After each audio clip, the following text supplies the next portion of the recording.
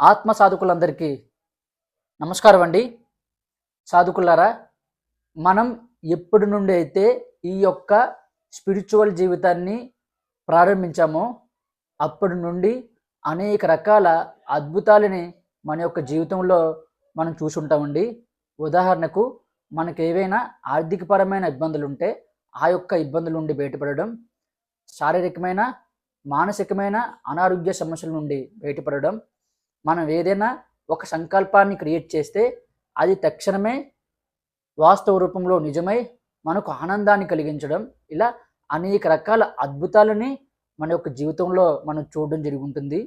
అయితే కొందరు బిగినర్ సాధకులు సాధన ప్రాక్టీస్ చేసేటప్పుడు అనేక రకాల పొరపాట్లు చేయడం వల్ల వారి యొక్క జీవితంలో చాలా దారుణమైన పరిస్థితుల్ని చూడవలసిన స్థితి అనేది వస్తుందండి. మీరు ఒక గురుముఖంగా సాధన తీసుకుని ప్రాక్టీస్ చేయడం అనేది ఉండదండి. వీరికి వీరుగా స్వయంగా సాధన యూట్యూబ్ ఛానల్స్లో చూసి ప్రాక్టీస్ చేయడం వల్ల వీరు ఇన్ని రకాల సమస్యల్ని కొని తెచ్చుకోవడం జరుగుతుందండి. అలా ప్రాబ్లంని ఎదుర్కొన్న ఒక సాధకురాలు యొక్క అనుభవాన్ని ఈరోజు వీడియోలో మీకు అందించబోతున్నాను. ఈ యొక్క సాధకురాలు తనకు తానుగా యూట్యూబ్ ఛానల్స్లో వీడియో చూసి ప్రాబ్లంని ఎలా తనకు తాను క్రియేట్ చేసుకుందో అనే విషయాన్ని మీకు తెలియజేయబోతున్నాను. ఇప్పుడిప్పుడే సాధన ప్రాక్టీస్ చేస్తున్న బిగినర్ సాధకులు చాలా జాగ్రత్తగా వీడియో వినండి. తను ఎటువంటి పొరపాట్లు చేసిందో అటువంటి పొరపాట్లు చేయకుండా సాధన ప్రాక్టీస్ చేస్తారని నేను మనస్ఫూర్తిగా కోరుకుంటున్నాను.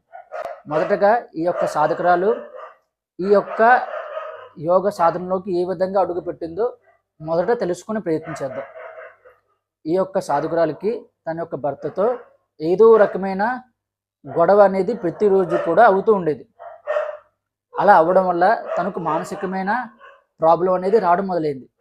ఎక్కువగా బాధ కలగడం, డిప్రెషన్లోకి వెళ్ళిపోవడం, ఏం చేయాలో తోచకపోవడం, ఇలా ఎక్కువ సఫర్ అవుతూ ఉండేది. కాబట్టి ఈ యొక్క ప్రాబ్లం నుంచి బయటపడాలి అంటే ఏం చేయాలి అని తను యూట్యూబ్ ఛానల్లో సెర్చ్ చేయడం మొదలుపెట్టింది.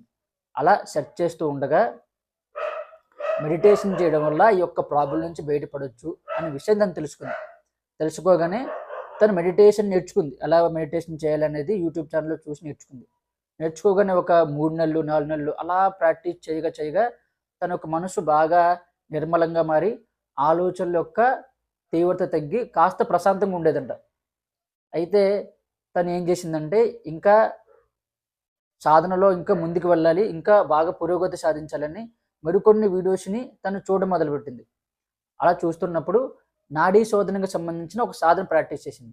మనం ఇలాగా ఎడముక్కును మూసివేసి కుడిముక్కుని శ్వాస తీసుకుంటాం కదా, తీసుకుని ఎడముక్కు నుంచి రిలీజ్ చేస్తాం. ఈ సాధన చూసి తను ప్రాక్టీస్ చేయడం మొదలుపెట్టింది.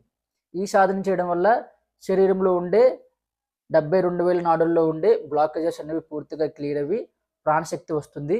తద్వారా మనం ఏదైనా కోరుకున్నది నెరవేరుతుంది, మనం అనుకున్నది చేయవచ్చు అని తను వీడియోలో ఉందంట. విని ఆ సాధన ప్రాక్టీస్ చేయడం మొదలుపెట్టింది. అయితే ఇక్కడ తను చేసిన పొరపాటు ఏంటంటే, నార్మల్గా గురుముఖంగా మనం ఈ యొక్క సాధన నేర్చుకున్నప్పుడు గురువు ఒక 10 minutes లేదా ఒక 15 minutes సాధన ప్రాక్టీస్ చేసిన తర్వాత మెడిటేషన్లో కూర్చోబెడతారు. కానీ తను ఏం చేసిందంటే ఈ యొక్క సాధన దగ్గరికి అరగంట లేదా 45 నిమిషాలు ప్రాక్టీస్ చేసేదంట. ఓన్లీ నాడీ శోధన ఒక్కటే ప్రాక్టీస్ చేసి కూర్చునేదంట. అలా కూర్చోవడం వల్ల ఏమైందంటే తన యొక్క శరీరంలో ఉండే చక్రస్ అన్నీ కూడా హైపర్ యాక్టివ్ అవ్వడం మొదలుపెట్టాయి. ఎనర్జీస్ ఎక్కువైపోయి బాడీలో అధికంగా వేడి ఉత్పత్తి అవ్వడం, అలాగే ఒక్కొక్కసారి బాగా చల్లగా అయిపోవడం, అలాగే ఆలోచనలు ఎక్కువ వచ్చేయడం, అలాగే శరీరం బాగా ఊగిపోతూ ఉండడం, ఇలా రకరకాల ప్రాబ్లమ్స్ ఎదురయ్యాయి.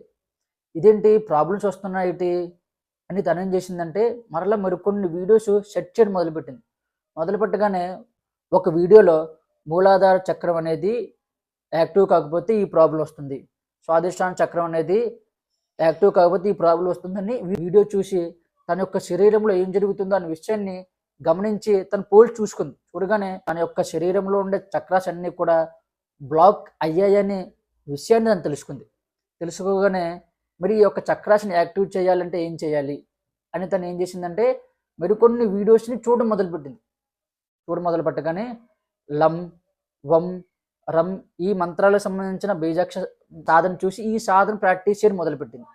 ఇక్కడ ఏం చేసింది, మొదట అరగంట సేపు నాడీ శోధన ప్రాక్టీస్ చేస్తుంది కదా, ఈ అరగంట సేపు నాడీ శోధన ప్రాక్టీస్ అయిపోయిన తర్వాత ఈ యొక్క లం వం బీజాక్షరాలకు సంబంధించిన సాధన ప్రాక్టీస్ చేసేదండి. రెండు మిక్స్ చేసి సాధన ప్రాక్టీస్ చేయడం మొదలుపెట్టింది. మొదలుపెట్టగానే ఈ యొక్క చక్రాస్ అనేవి ఇంకా హైపర్ యాక్టివ్ అయిపోయి కొన్ని చక్రాస్ ఏమో బ్లాక్ అయిపోగానే ఇంకా ఎక్కువ ప్రాబ్లమ్స్ రావడం మొదలుపెట్టాయి. అప్పుడు దాకా ఆర్థికపరమైన ఇబ్బందులు వచ్చేవి కాదు, ఇప్పుడు ఇంకా ఆర్థికపరమైన ఇబ్బందులు వచ్చేయడం, శరీరం బాగా నీరసంగా అయిపోవడం, శ్వాస అందకపోవడం, ఏదైనా ఒక ఆలోచన వస్తే దానికి 100 ఆలోచనలు వెంటనే క్రియేట్ అయ్యి మైండ్ పైన ఒత్తిడి కలగడం, ఇలాగ అనేక రకాల ప్రాబ్లమ్స్ ఎక్కువైపోగానే తనకి ఏం చేయాలో తోచకపోతే ఇంకా వీడియోస్ని సెర్చ్ చేస్తూ ఉండగా నా యొక్క యూట్యూబ్ ఛానల్ చూసి నాకు ఫోన్ చేయడం జరిగింది. ఫోన్ చేసి నాకు ఇలా ప్రాబ్లం ఉందండి చక్రాస్లో, ఆ ప్రాబ్లం నుంచి ఎలా బయటపడాలి అని తను నన్ను అడగడం మొదలుపెట్టగానే తన యొక్క చక్రాస్లో ఈ ప్రాబ్లం ఉందమ్మా, ఆ యొక్క ప్రాబ్లం నుంచి బయటపడాలంటే కొన్ని సాధనలు ప్రాక్టీస్ చేయాలి, అవి క్రియాయోగ సాధనలో నీకు నేర్పిస్తాను, క్లాస్కి అటెండ్ అవ్వడమ్మని చెప్పి తను క్లాస్కి అటెండ్ చేయగానే ఆ యొక్క చక్రాస్కి సంబంధించిన ప్రాబ్లం పూర్తిగా నేను ఐడెంటిఫికేషన్ చేసి మొదటగా తనకు ఎక్సర్సైజెస్ అనేవి ప్రాక్టీస్ చేయించుకొని శరీరం మొదట బలోపేతం చేశాను. దాని తర్వాత కొన్ని ప్రాణాయామాలు ప్రాక్టీస్ చేయించిన తర్వాత క్రియాయోగం ప్రాక్టీస్ చేయించగానే చక్రాస్లో ఉండే హైపర్ ఎనర్జీ అంతా కూడా పూర్తిగా తగ్గి, అలాగే ఏ చక్రాస్లో అయితే బ్లాకేజెస్ ఏర్పడ్డాయో అవి కూడా పూర్తిగా క్లియర్ అవి చక్రాస్లో ఎనర్జీస్ అనేవి సమతుల్యంగా మారడం జరిగింది. అలా సమతుల్యంగా మారగానే తనకు ఆ యొక్క ప్రాబ్లం అనేది క్లియర్ అవ్వడం జరిగింది. అంతకుముందు తనకు తానుగా సాధన ప్రాక్టీస్ చేసేటప్పుడు ఏమైంది, శరీరంలో ఈ బ్లాకేజెస్ అనేవి తనకు తానుగా క్రియేట్ చేసుకుంది. నాడీ శోధన ప్రాక్టీస్ చేసి నాడీ శోధనతో పాటు ఈ యొక్క లంమంత్రాన్ని తనకు తాను ఉచ్చరించడం వల్ల, ఇందువల్ల ఈ 2 సాధనలు మిక్స్ చేసింది. ఇది అరగంట సేపు ప్రాక్టీస్ చేసేది, మళ్ళీ ఇది అరగంట సేపు ప్రాక్టీస్ చేసేది. ఇందులో ఈ లంమంత్రాన్ని అధికంగా ఉచ్చరించేదంట. శరీరం బాగా వీక్గా ఉంటుందని ఉచ్చరించడం వల్ల చక్రం మరీ హైపర్ యాక్టివ్ అయిపోయి మరీ ఎక్కువ ప్రాబ్లం రావడం మొదలుపెట్టింది. ఇందువల్ల సాధన ఎలా ప్రాక్టీస్ చేయాలి, ఎలా ప్రాక్టీస్ చేయకూడదు అని చెప్పే ఒక గురువు లేకపోవడం వల్ల, కాబట్టి గురుముఖంగా తన సాధన నేర్చుకోలేదు కాబట్టి తను అన్ని ప్రాబ్లమ్స్ని ఎదుర్కోవాల్సిన పరిస్థితి అనేది తనకు వచ్చింది. దాని తర్వాత మరికొన్ని సాధనలు తనకు నేర్పించి ఆ సాధనలు నేర్చుకుని తను ఈ యొక్క ప్రాబ్లం నుంచి పూర్తిగా బయటపడడం జరిగింది. కాబట్టి సాధకులారా, మనకు ఏవైనా అనారోగ్య సమస్యలు అనేవి సాధన ప్రాక్టీస్ చేస్తుండగా వచ్చాయంటే దానికి గల కారణం మనం సాధనని కొన్ని సాధనల్ని కలిపి ప్రాక్టీస్ చేయడం వల్ల వస్తాయి. అలాగే ఏ సాధనని ఎంత మోతాదులో చేయాలో అంత మోతాదులో చేయకుండా అధికంగా చేయడం వల్ల. నార్మల్గా నాడీ శోధన ఒక 10 లేదా 15 మినిట్సే ప్రాక్టీస్ చేయాలి, అంతకన్నా ఎక్కువ ప్రాక్టీస్ చేయకూడదు. చేసి మెడిటేషన్లో కూర్చోవాలి. లేకపోతే బాడీలో అధికంగా ఉష్ణం పెరిగిపోవడం కానీ చల్లదనం పెరిగిపోవడం కానీ ఏదో ఒక నాడి అధికంగా యాక్టివ్ అయిపోద్ది, తద్వారా ప్రాబ్లం ఎదురవుతుంది మనకు. ఆ విషయం వీళ్ళకి తెలియకుండా ప్రాక్టీస్ చేసేయడం వల్ల ప్రాబ్లమ్స్ వచ్చాయన్నమాట. కాబట్టి ఆ ప్రాబ్లమ్స్ తను బయటపడింది. ఇప్పుడు నార్మల్గానే తన యొక్క జీవనాన్ని కొనసాగిస్తుందండి. కాబట్టి ఇటువంటి ప్రాబ్లమ్స్ ఉంటాయి. సాధనని కలిపి ప్రాక్టీస్ చేయకూడదు. సాధనని ప్రాక్టీస్ చేసేటప్పుడు ఎంత మోతాదులో ప్రాక్టీస్ చేయాలో అంతే మోతాదులో ప్రాక్టీస్ చేయాలి, లేకపోతే ప్రాబ్లమ్స్ని ఎదుర్కోవాలి. కాబట్టి సాధకులు ఈ యొక్క విషయాన్ని అర్థం చేసుకుంటారని మనస్ఫూర్తిగా కోరుకుంటున్నాను. నేను చెప్పే క్రియాయోగ సాధనలో మనకు వచ్చే అనారోగ్య సమస్యల నుంచి ఎలా బయటపడాలి, అలాగే స్పిరిచువల్గా మనల్ని మనం ఎలా గ్రో చేసుకోవాలి, అలాగే ఏదైనా వర్క్ చేస్తున్నప్పుడు శరీరాన్ని బాగా యాక్టివ్గా ఉంచుకుంటూ శ్రద్ధగా ఎలా దానిపైన దృష్టి పెడుతూ మనం ఆ యొక్క వర్క్ చేయాలి అని రకరకాల విషయాలను చెప్పడం జరుగుతుందండి. అలాగే మానసికమైన ప్రాబ్లమ్స్ ఉంటే కౌన్సిలింగ్ ఇస్తూ ఆ యొక్క ప్రాబ్లం నుండి బయటపడడం జరుగుతుంది. ఇలా అనేక రకాల ప్రయోజనాలని క్రియాయోగ సాధన ద్వారా అందజేయడం జరుగుతుందండి. కాబట్టి ఇంట్రెస్ట్ ఉన్నవాళ్ళు సాధన నేర్చుకుంటారని మనస్ఫూర్తిగా కోరుకుంటున్నాను. నమస్కారం.